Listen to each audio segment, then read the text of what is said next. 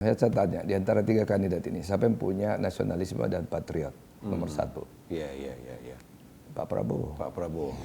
Itu umur berapa Bang? Ketua Umum HIPMI umur berapa? 32. Oh, Anak-anak HM ini kan jago-jago bikin proposal. jago sama HM yang disebut Bang.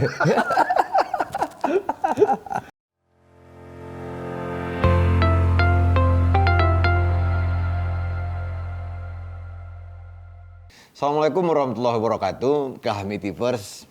Kali ini kita akan bicara dengan calon presiden tahun 2029, Bang Erwin Aksa. Assalamualaikum Bang. Apa kabar? Bang, saya lihat di media sosial kemarin ada berita ya. Kita kan semuanya berduka ini. Ada 10.000 warga Palestina yang meninggal dunia. Terus saya baca Bang Erwin beli Vespanya, jubirnya Pak Prabowo ya. Mas Daniel yang ada 100 juta itu ya. Betul. Tapi gini Bang, saya mau bertanya sama Bang Erwin. Iya. Gimana sih Bang, biar negara kita ini tidak mengalami konflik-konflik seperti yang ada di negara lain. Karena ini salah satu kerawanannya kan cukup tinggi Bang. Gimana tuh Bang? Kalau berbicara tentang yang terjadi di Palestina dan Israel, ini kan masalahnya secara politik belum diakui negara Palestina itu. Iya. Mereka butuh solusi dua negara kan. Yang kedua, ya tanah mereka diambil oleh Israel sehingga terjadi ketidakadilan, ketimpangan. Kemudian juga adanya ketidakberdayaan mereka. Kita perlu prihatin dan kita berduka karena apa yang terjadi di sana. Karena yang meninggal ini kan orang-orang yang tidak bersalah. Iya. Anak-anak kecil, ibu-ibu, dan orang-orang yang tidak punya urusan dengan politik dan urusan dengan perang ini gitu. Mereka yang menjadi korban. Jadi kita harus mengutamakan dulu solusi terhadap keselamatan daripada korban dari kemanusiaan ini gitu. Nah, kalau tadi apa pertanyaannya bagaimana? Ya, Abang kan Indonesia? sebagai pengusaha tentu ingin Indonesia ini tidak masuk kepada wilayah itu. Artinya potensi kita kan cukup besar. Kita ada 1.340 suku bangsa, banyak agama. Gimana kita ini bisa stabil, kemudian ekonomi tetap berjalan begitu Bang. Nggak ada perang lah istilahnya. Walau baik perang antar suku, antar agama, apapun lah kira-kira begitu. Ya, itulah hebatnya Indonesia kan. Oh gitu Bang ya. Jadi kita berbeda-beda, tetapi kita satu, ya kan? Pancasila. Jadi kita punya Bhinneka Tunggal Ika. Jadi kita bangga dengan itu. Kita bangga bahwa kita toleransinya tinggi. Kita saling menghargai, kita bisa menerima satu bahasa, kita bisa menerima suku lain, kita bisa hidup dalam lingkungan yang berbeda dan sebagainya. Jadi itulah kehebatannya Indonesia yang perlu kita sampaikan kepada dunia bahwa di Indonesia ini tidak ada polarisasi. Nggak ada polarisasi. Ya. Bahwa kita terjadi kesatuan dan Pancasila sebagai ideologi kita dan Pancasila sebagai roh dari segala bentuk semua tingkah laku kita. Dari mana kita mengutamakan hukum kita, bagaimana ekonomi kita, bagaimana perilaku kita. Kita berlandaskan Pancasila.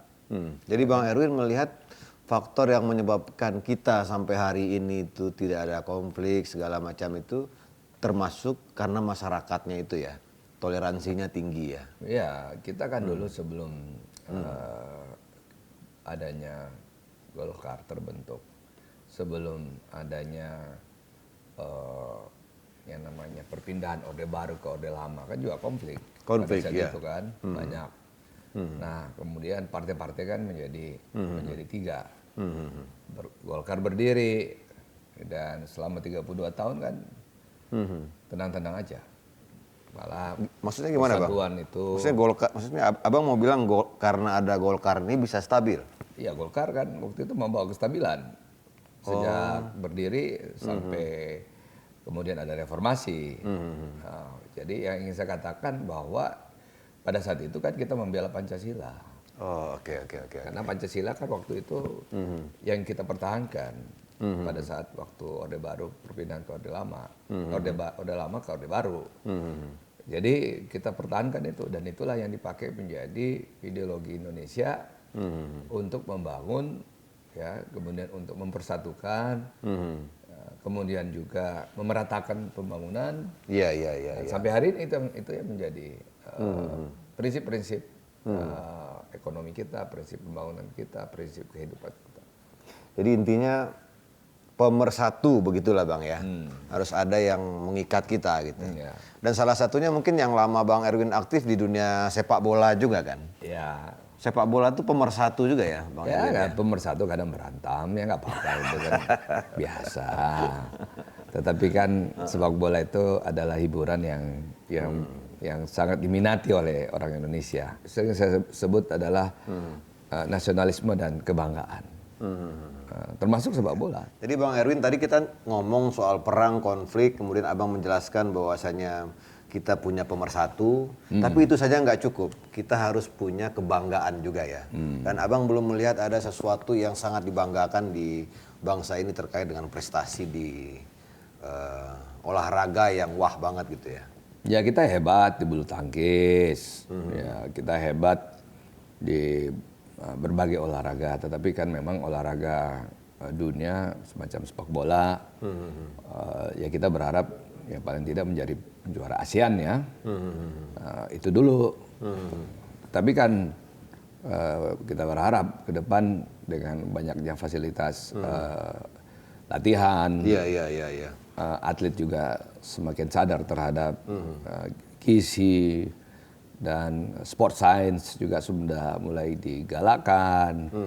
Pelatih-pelatih kita juga sudah semakin bagus. Ya, kita berharap Indonesia ke depan akan masuk ke tingkat yang lebih tinggi. Waktu Bang Erwin menahkodai PSM, apa Bang pencapaiannya Bang? Paling tinggi waktu itu Bang?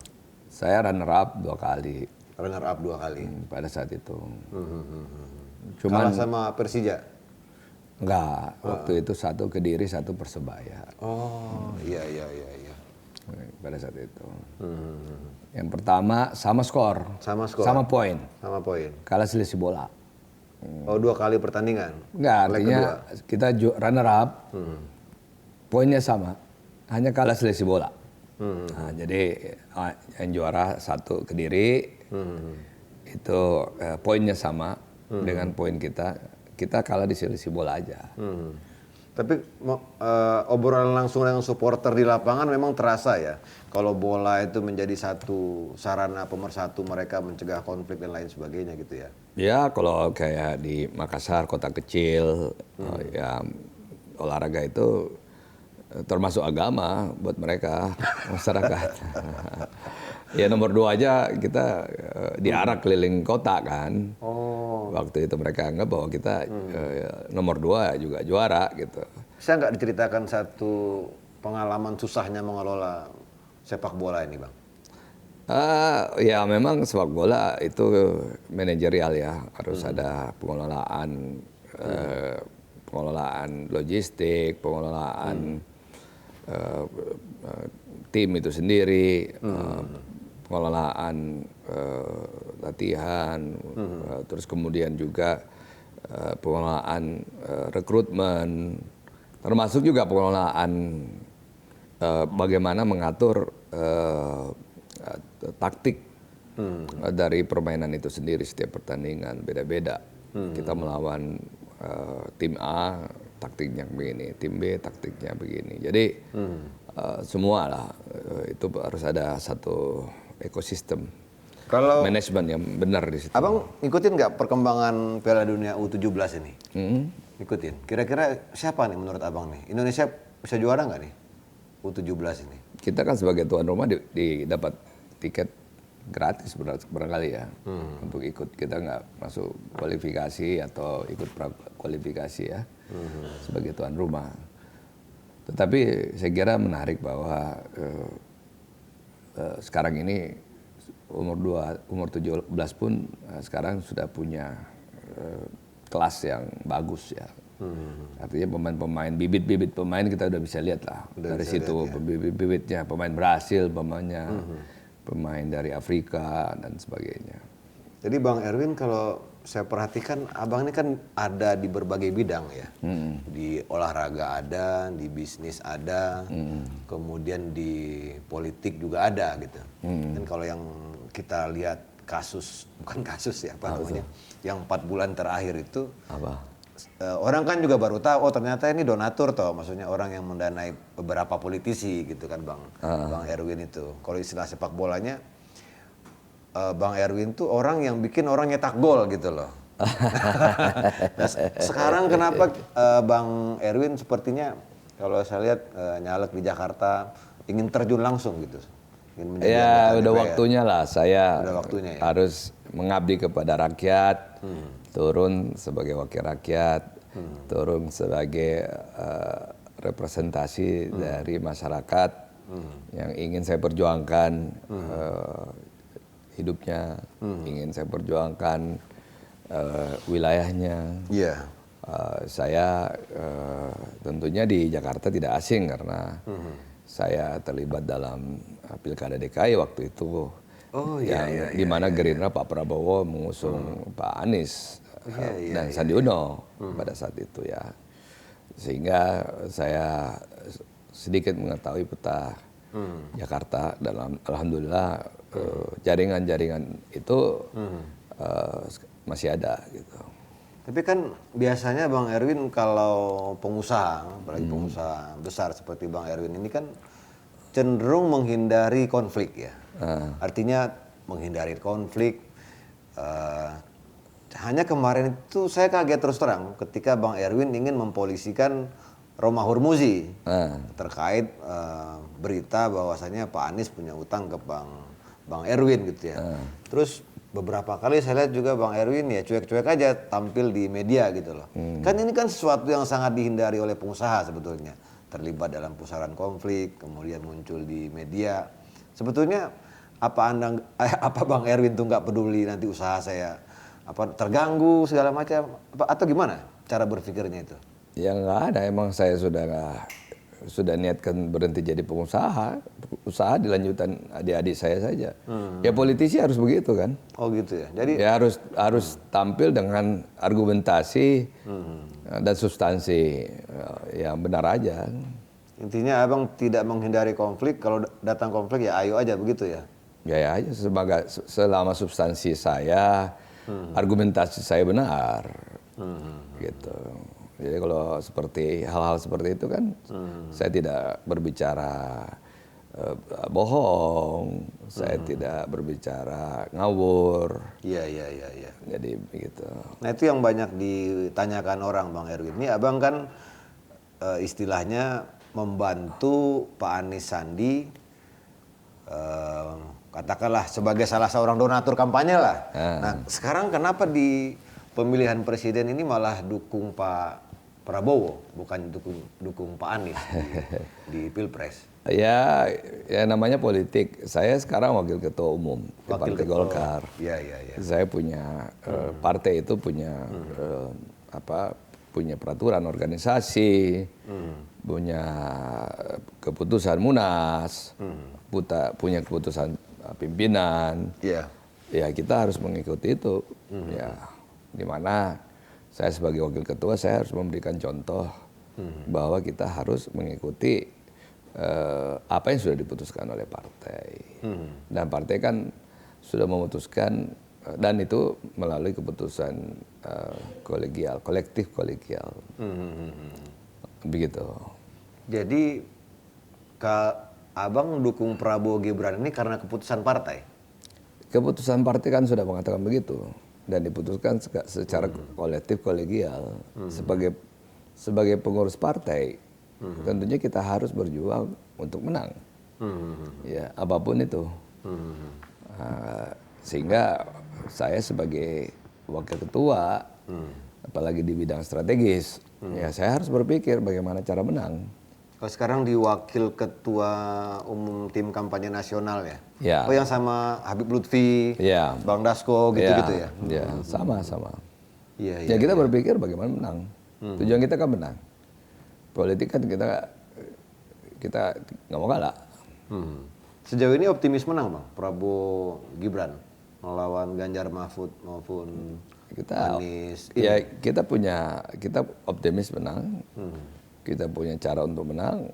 Kita lihat bagaimana masing-masing paslon punya strategi dan bagaimana masyarakat bisa menilai bahwa terus terang mereka butuh pemimpin baru yang bisa membawa kehidupan mereka lebih baik ke depan. Ya, jadi bukan kehidupannya mundur, lebih baik ke depan. Jadi itu yang ingin saya sampaikan, bahwa masyarakat itu ingin melanjutkan programnya Pak Jokowi, tetapi di satu sisi juga mereka ingin tokoh baru yang tentunya bisa membawa kehidupan mereka lebih baik. Apa sebetulnya yang membedakan Bang Erwin? Karena ini pertanyaan ini cocok untuk Abang. Abang pengusaha, tapi juga politisi, bahkan terlibat praktis langsung ya, tidak di belakang layar lah. Apa yang membedakan bisnis sama politik ini? Apa sama aja atau gimana? Apa saling mendukung? Ya kalau yang pure bisnis tentunya berpikir tentang bagaimana untung rugi. Ya sama, untung ruginya juga ada. Terus kemudian melakukan transformasi di dalam perusahaan supaya perusahaan semakin sehat, semakin efisien. Ada bisnis baru kita kembangkan karena kita ingin tumbuh terus. Perusahaan kan ingin tumbuh terus. Terus kemudian kalau di politik ya tentunya karena saya juga bakat dari aktivis juga, jadi saya juga merasa di bola juga saya mulai supporter.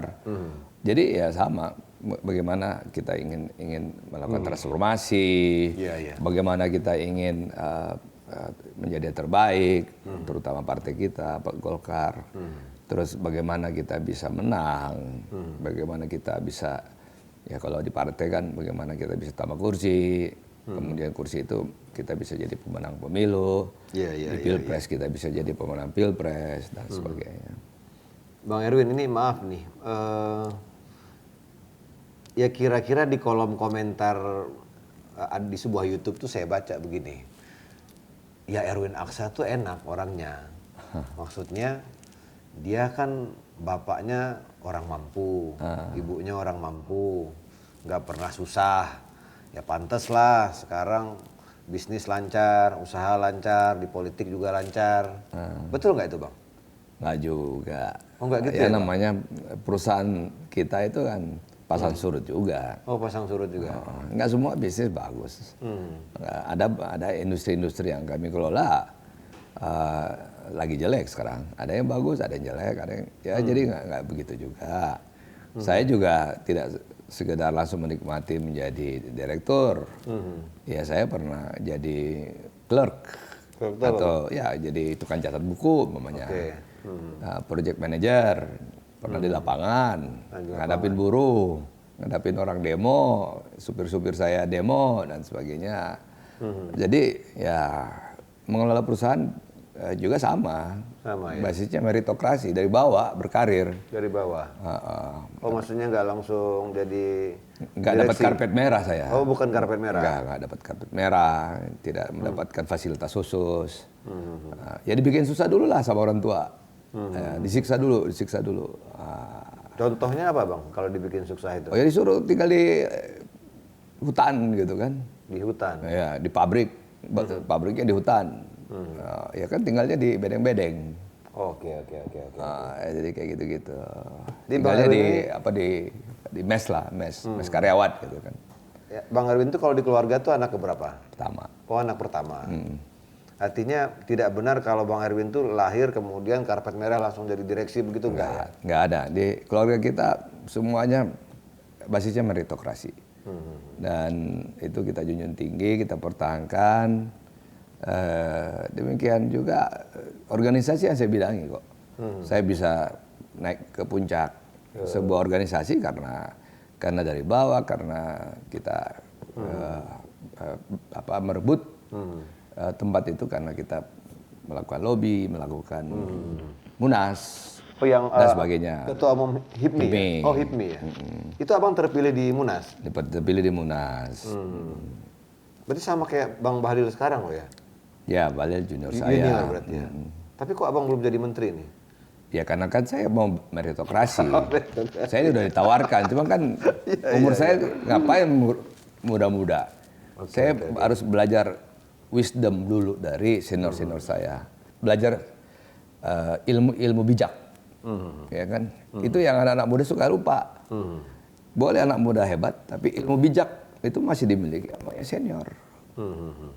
Ya kan? Makanya seringkali kalau menteri terlalu muda, yang sering dia lupain itu ada ilmu bijak. Ilmu bijaknya ya. Abang sebetulnya lebih mementingkan kontribusi atau posisi? Kontribusi apa nih? Nah, kan ada juga orang bilang, misalnya abang tadi misalnya sempat menolak jadi menteri, kan ada juga orang berpikir, gue nggak usah jadi menteri lah, yang penting gue berkontribusi lebih baik.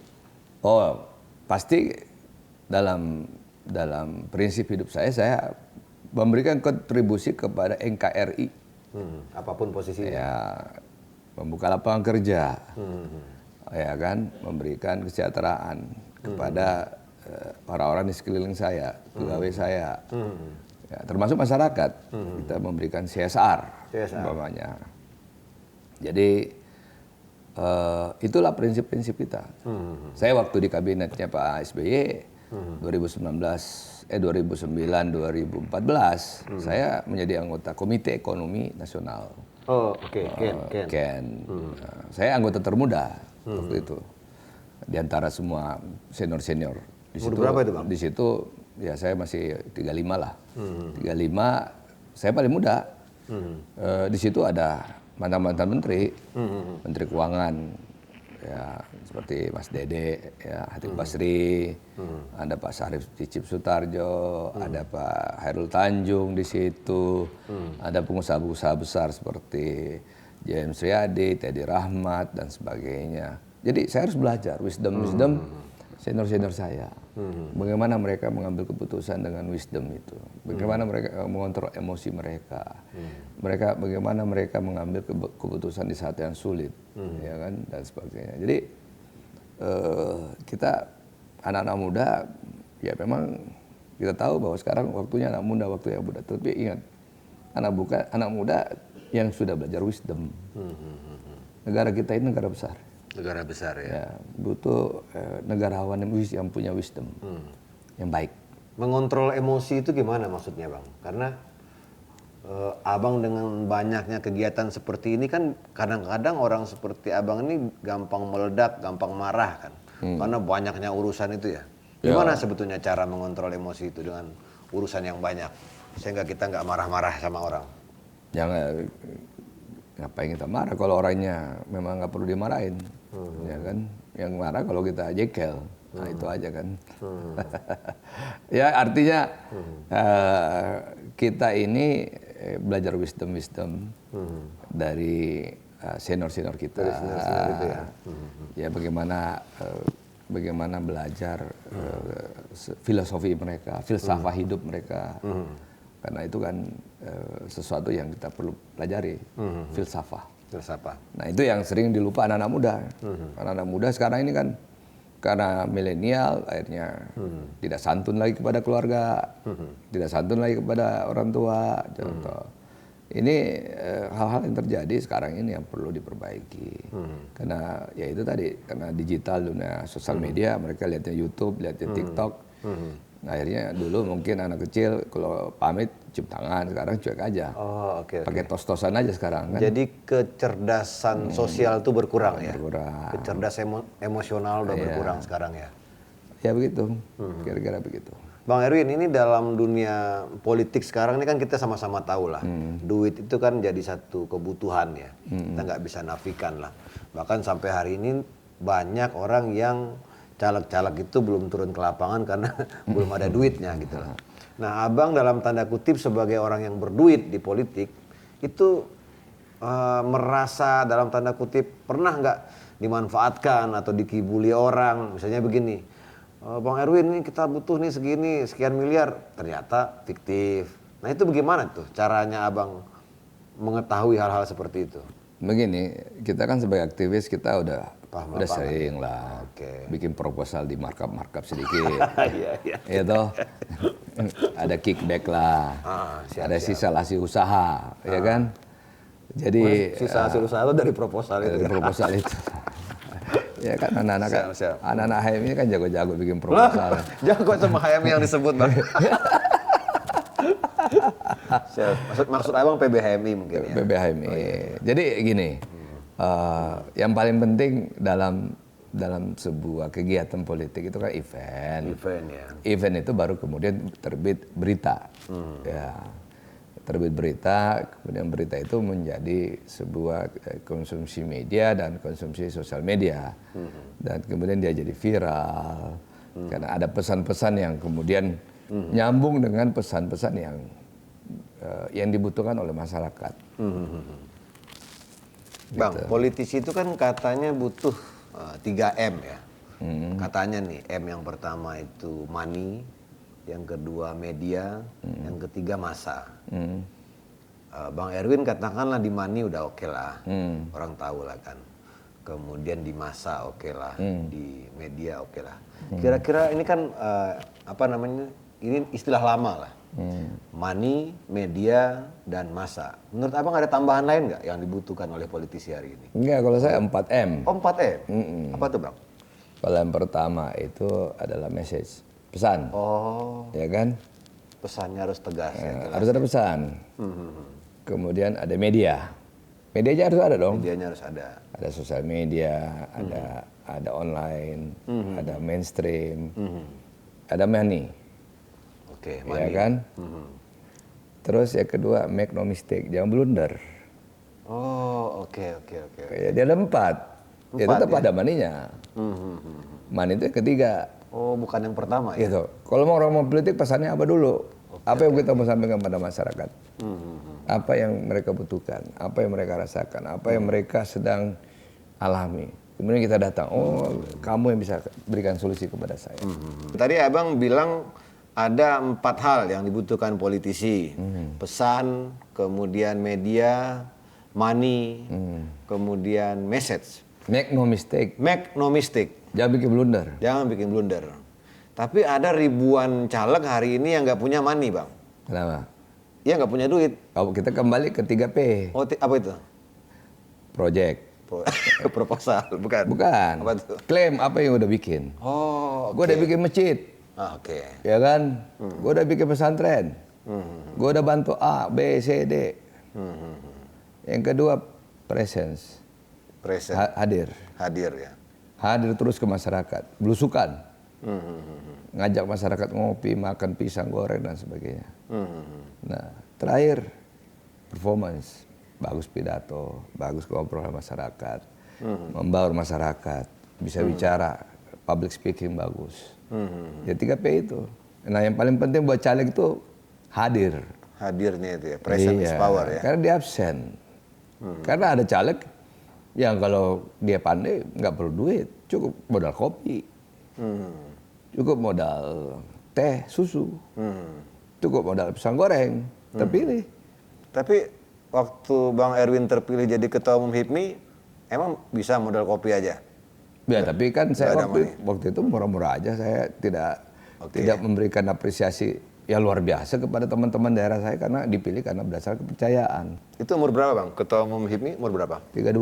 Oh, 32. udah sekali ya. Udah. Waktu itu lawannya siapa? Ya ada beberapa. Nah, cuman waktu itu kan saya keliling Indonesia bawa konsep menawarkan banyak program dan ya HIPMI alhamdulillah banyak diapresiasi oleh pemerintah pada saat itu. Bang, dalam politik ini kan kadang menang, kadang kalah. Kadang kita merasa happy ketika kita menang, mungkin seharian senang, kalau kalah bisa jadi seharian nggak nyaman gitu ya. Terus mental apa sebetulnya yang harus kita butuhkan sekali Bang? Makanya nonton harus ikut di bola. Bola itu kan tiap hari main. Sering menang, sering kalah, sering draw. Oke. Jadi udah harus sering merasakan itu namanya. Mentalnya itu ada.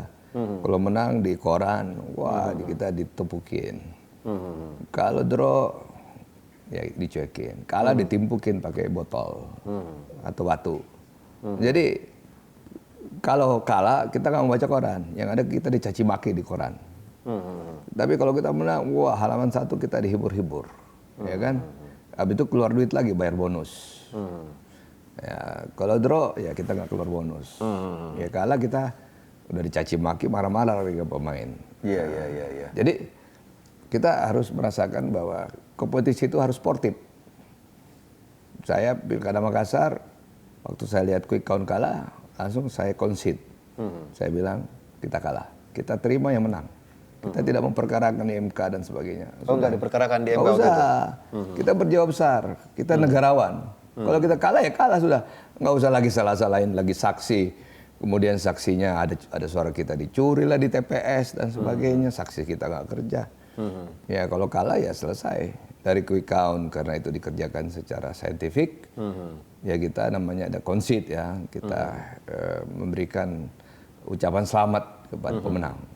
Itu yang terjadi di Pilkada Makassar yang saya lakukan waktu Pilkada Makassar terakhir, waktu adik ipar saya maju. Nah itu hal-hal yang harus dilakukan oleh bangsa Indonesia, dan itu terjadi. Pak SBY waktu mengalahkan Pak JK langsung menelpon Pak SBY. Pak SBY mengalahkan JK kapan ini? 2009 Pilpres kan. Pilpres ya. Yang maju Pak SBY, Ibu Mega, Pak JK. Di hari yang sama, quick count mengatakan Pak SBY menang. 60-an%. Di hari yang sama Pak JK menelpon. Memberikan ucapan selamat. Itu sikap kenegarawan. Keteladanan buat masyarakat. Keteladanan. Concede, telepon.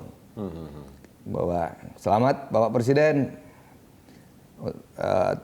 Dari Pilpres ini ya kita bersatu lagi, ya kita bangun lagi bangsa ini sama-sama. Jadi tadi abang bilang karena abang sudah terbiasa dengan dunia bola, kalah menang mentalnya sudah biasa. Dalam politik itu juga merasa seperti itu. Ya sama aja kayak politik kan begitu juga, kayak main bola aja kita kan. Pernah menang jadi ketua umum HIPMI, tapi di sini kalah, kadang menang, kadang kalah, begitu ya bang ya? Iya, kan memang hasil kan harus ada yang menang, ada yang kalah. Kalau enggak baru di voting, ya kan? Ya kayak MK kemarin kan di voting kan begitu. MK ada kemarin. dissenting opinion, ada begini, ya kan? Oh iya bang, abang nyinggung soal MK itu gimana abang melihat Gibran ini bang? Kenapa? Gimana abang melihat Gibran? Ya secara aturan kan, ya mau apa lagi itu kan sudah mengikuti aturan. Artinya Gibrannya menjadi wakil presiden, aturannya sudah ada.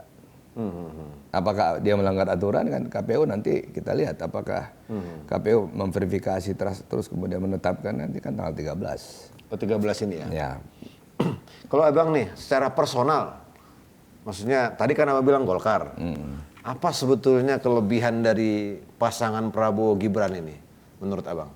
Ya kan yang satu udah senior, punya wisdom. Wisdom. Oh, abang menilai Pak Prabowo punya wisdom. Ya. Oke. Yang kedua kan anak muda, progresif anak muda itu kan, inginnya perubahan. Karena anak muda itu kan inginnya perubahan. Oh nggak puas dengan ini lagi, ganti lagi, gitu. Atau reformasi lah istilahnya ya. Ya diksi-diksi itu banyak. Jadi progresif, boleh kita bilang.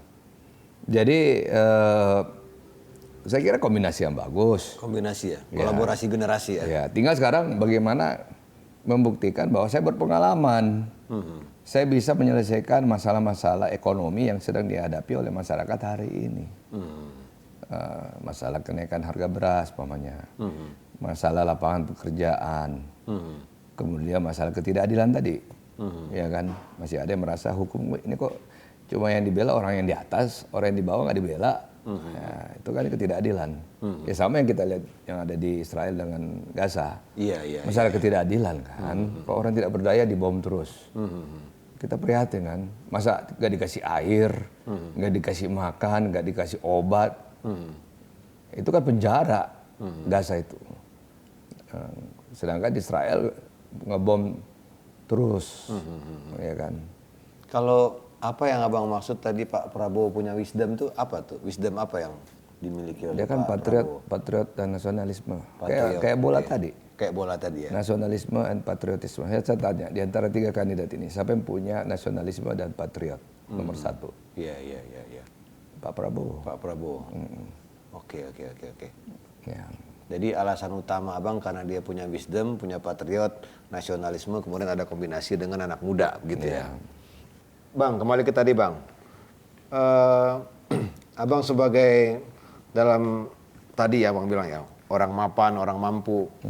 Apakah yang diwariskan kepada anak-anak ini rumah, mobil, kekayaan, atau apa sebetulnya menurut Bang Erwin? Warisan apa yang terbaik sebetulnya untuk seorang anak? Ya, yang penting pertama pendidikannya harus bagus. Oh, bukan harta. Bukan, pendidikan. Pendidikan. Jadi kita harus berikan kesempatan mereka untuk mencapai pendidikan yang terbaik, minat yang terbaik, kemudian dia dapat usaha sendiri, atau dia mau kerja di perusahaan kita, perusahaan keluarga.